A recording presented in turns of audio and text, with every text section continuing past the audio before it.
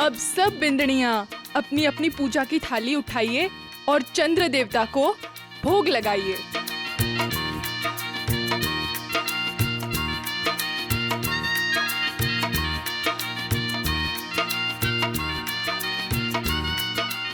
कणक, पूजा थाल उठाओ बेटा।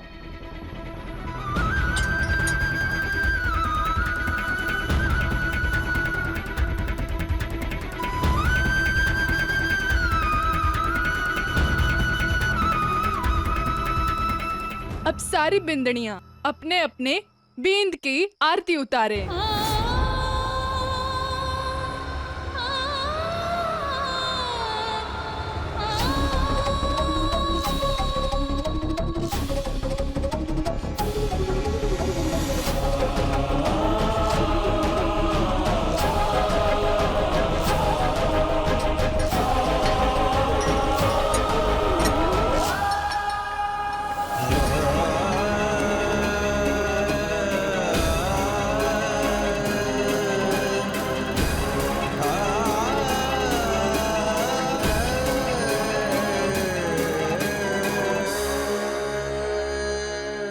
कितना रोमांटिक मोमेंट है ना, जब एक पत्नी अपने पति की लंबी उम्र के लिए व्रत रखती है और फिर अपने पति के हाथ से पानी पीकर व्रत खोलती है।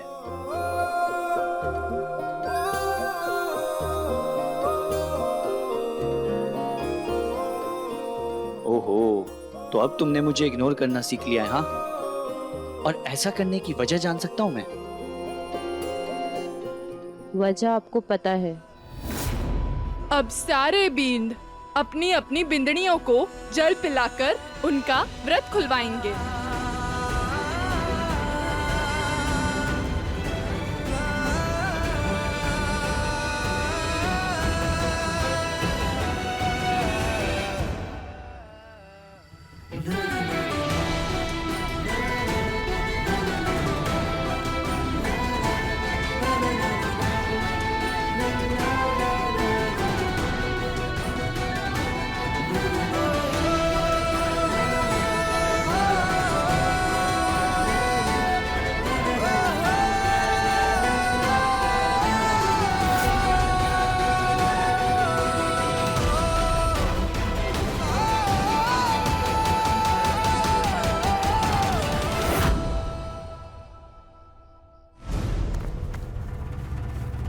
समझती क्या हो तुम अपने आप को? हाँ, इतना गुस्सा क्यों है तुम्हारे अंदर?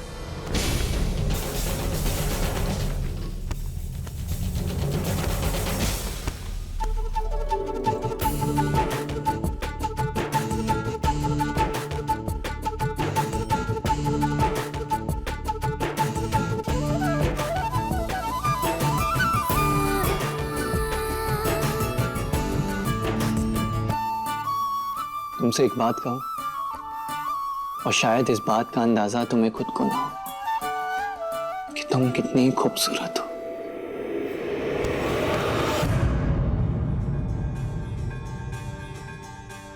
सच बोलने का इतना ही शौक है ना, तो मुझे मत परेशान करिए। जाके मेरे भाई साहब को बताइए कि आपने सैंडी को क्यों भगाया और आपका रुमाल राणा बापूसा के कमरे में कैसे जा पहुंचा।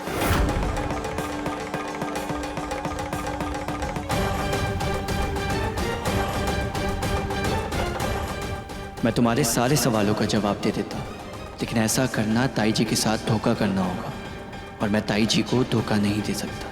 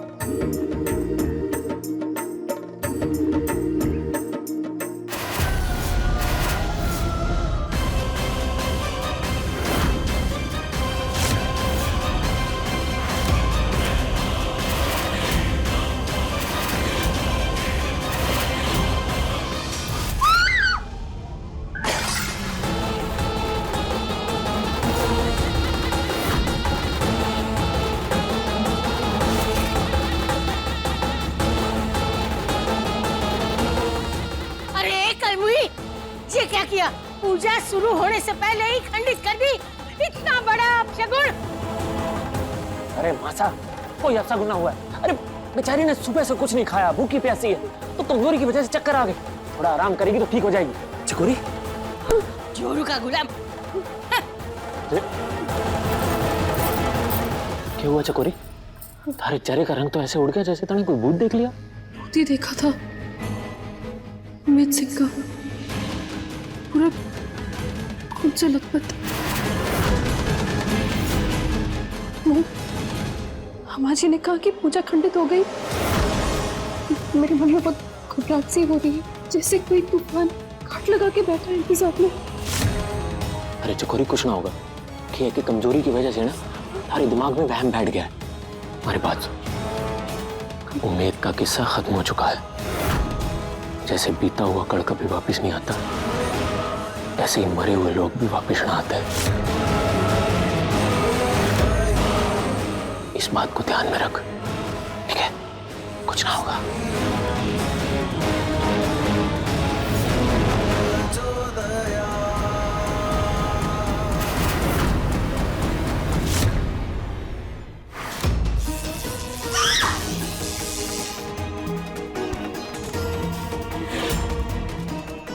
पत्नी है आप मरी, और आपका पति होने के नाते मैं हमेशा आपको बचाने के लिए आगे आऊंगा।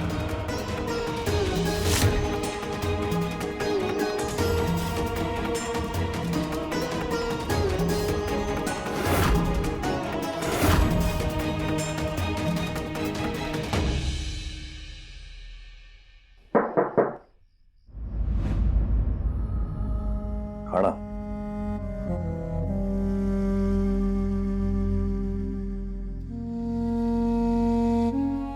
शिवा,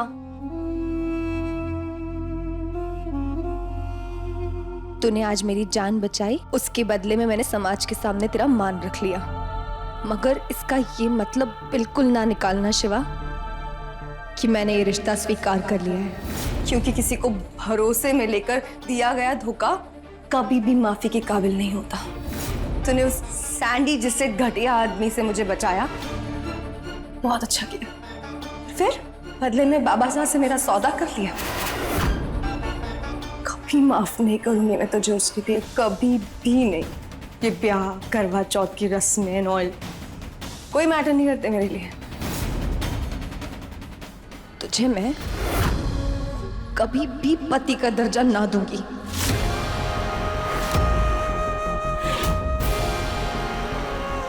एक वक्त था मेरी सहेलियां ना मुझसे जला करती थी, कनक की लाइफ, ये वो, और मैं हंसती थी उनकी जलन पे। और आज वो मुझ पे हंस रही। साग बन के रह गई हूं मैं सबकी नजरों में। नफरत करती हूं मैं तुझसे शिव, और तेरी हर चीज से। रसाल ने बताया था कि तूने कोई उपहार बनाया है मेरे लिए।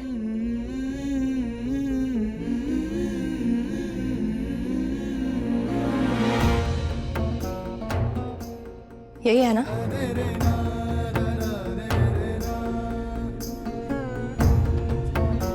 आज के दिन एक पति अपनी पत्नी को तोहफा देवे, इसी वजह से मैंने खास आपके लिए ये चूनर बनाई है। अब इसे रखना ना रखना आप पर है, कोई जबरदस्ती ना है। हाँ, रही बात इज्जत की, तो इज्जत का तो पता ना, लेकिन आज के बाद आपको कभी हमारी वजह से बेइज्जती सहनी ना पड़ेगी। मैं अपने आप को इतना काबिल बनाऊंगा कि आज के बाद आपने कभी भी मेरा नाम लेने में शर्म ना आएगी। यो वादा है हमारा, शिवा का वादा है। खाना खा लेना, सवेरे से भूखी हो।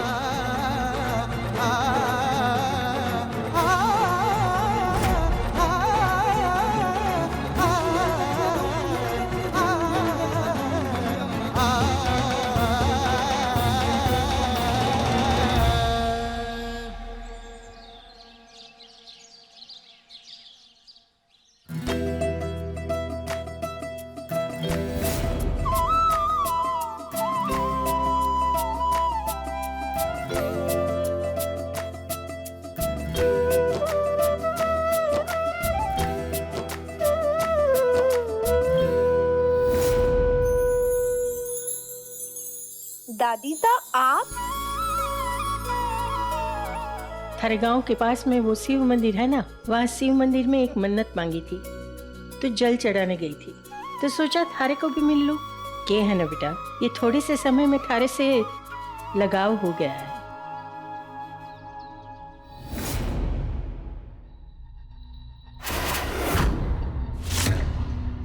लाडू एक बात पूछूं, तुम लोग कई साल से अठे इस हवेली में ही रहो जी। पर थारा असली गांव कहाँ है? मतलब तुम लोग कहाँ से हो? थारे माँ सा बाबू सा? मासा और बाबा सा तो बचपन में ही गुजर गए थे। उनके जाने के बाद राणा बापू सा ने ही हमें सहारा दिया। और थारे मासा और बाबा सा का नाम? मासा और बाबा सा का नाम था बसाड़, तू अट्ठे के कर रही है? पूरा घर देखा है मैं। बड़ी मेम साहब ढूंढ रही है तुझे, चल जल्दी जा। और सुन, हाथ धो के जाइयो। जी। दादी साहब, मासा और बापू सा के जाने के बाद यह हवेली हमारा संसार है। वैसे आप हमारे मासा और बापू सा का नाम किस लिए पूछ रही थी? कोई काम था अपने?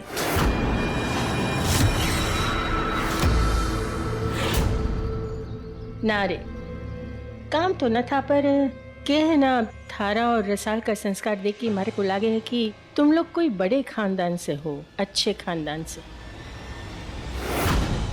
तो ऐसे ही पूछ लिया कि नाम क्या था। अब तू ही बता दे, के नाम था? मासा का नाम श्री सावित्री देवी और बापू सा का नाम श्री रामचंद्र सिंह। ऐसी की मजबूरी होगी इन बच्चों की कि सिवा अपने मासा और बाबा सा का नाम बताने से कतराता है। संध्या होने से पहले मारे को अखंड ज्योत जलानी है, तो मैं जा रही हूँ, पर अपना ख्याल रखियो। जी दादी साहब। प्रसाद, खुश रहो।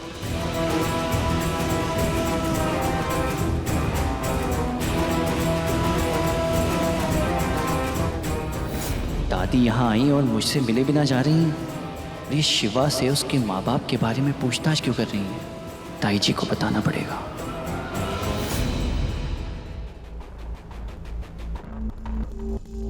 ये सुबह सुबह बुढ़िया गाड़ी लेके कहाँ चली गई?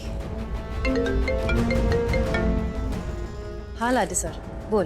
ताई जी, वो दादी साईं थी यहाँ। सबसे अजीब बात यह है कि वो मुझसे मिले भी नहीं यहाँ से चली गई। वो बाहर उस नौकर से बात कर रही थी जिसके साथ कनक की शादी हुई है। वो बार बार जोर देके बस एक ही बात पूछ रही थी कि उसके माँ बाप का नाम क्या है, कौन थे वो।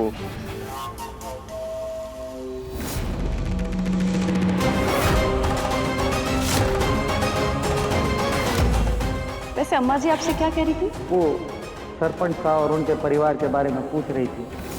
आखिर ये बुढ़िया चाहती क्या है? क्या ढूंढने के लिए इतना उतावली हुई जा रही है? समर, उस चाकर पर कड़ी नजर रखना। ओके ताई जी।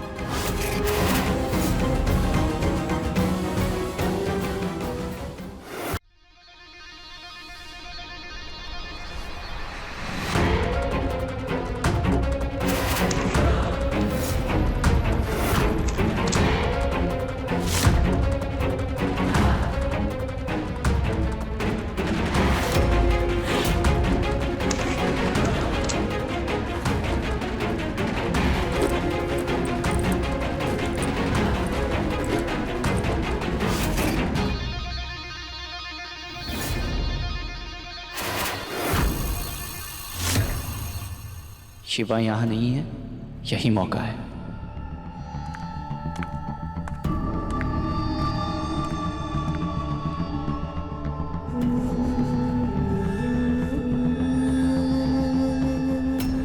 मुनीम जी, भाई साहब ना आए अभी तक? बस टाइम तो हो गया, आते ही होंगे। अच्छा मुनीम जी, राणा बापू साहब ने ये फाइल दी थी संभाल के रखने को, बहुत जरूरी फाइल है। ठीक है, आप दे दो मुझे।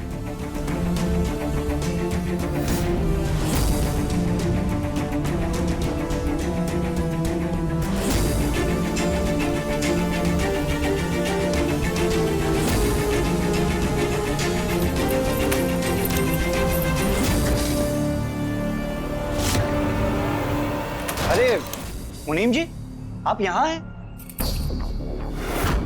शिवा आपको बाहर कब से ढूंढ रहा है। अभी वो आंगन में है, कह रहा था कि कुछ बहुत जरूरी बात करनी है आपसे। ठीक है, मैं जाता हूँ। जाइए जाइए।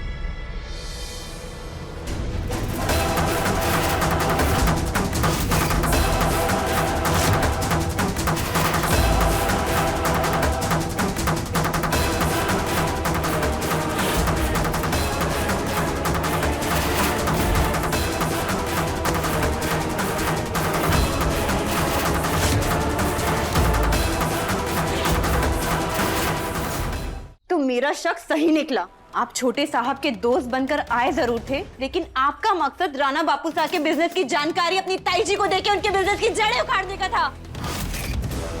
आपको जितना नुकसान करना था ना, आपने कर लिया, अब और नहीं। मैं जाके राणा बापू साहब को ये सारी फोटो दिखाऊंगी और आपको ये सारी करतूत बताऊंगी।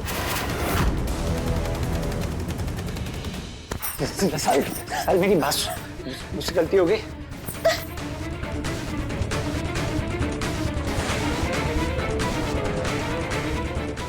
जाओ, अब जाके अपने राणा बापू साहब को सब कुछ बता दो, जो बताना है वो बता दो। लेकिन अपने सच को साबित कैसे करोगे? क्योंकि सारे सबूत तो मैंने डिलीट कर दिए।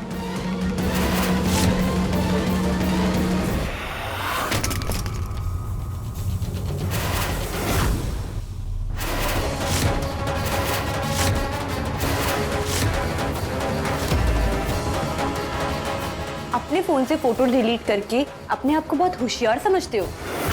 तुम्हें क्या लगा मेरे पास सिर्फ यही सबूत है?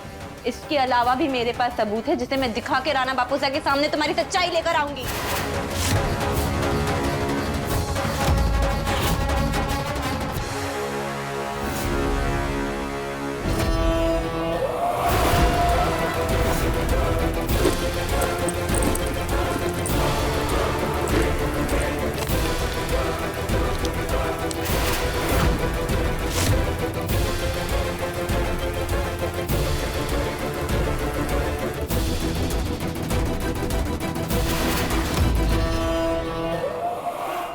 पेपर में उस जमीन के दाम के आंकड़े हैं जिसे राणा बापू साहब नीलामी में ना खरीद पाए थे, और वो आपकी ताई जी की हो गई थी।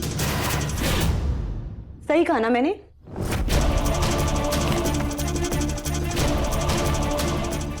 कुछ दिन पहले मैंने आपको आपकी ताई जी से बात करते हुए सुन लिया था, जब आप उन्हें इस घर की एक एक जानकारी दे रहे थे।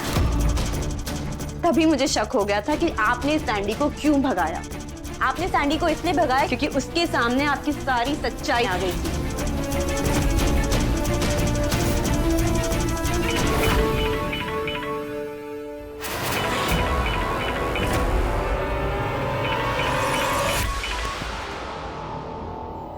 अच्छा हुआ आपका फोन आ गया।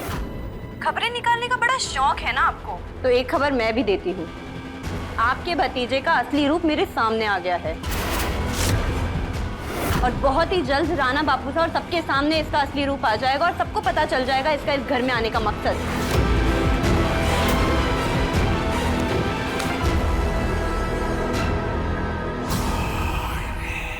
हाँ ताई जी। कुछ भी कर, उस लड़की को रोक अभी। जी ताई जी।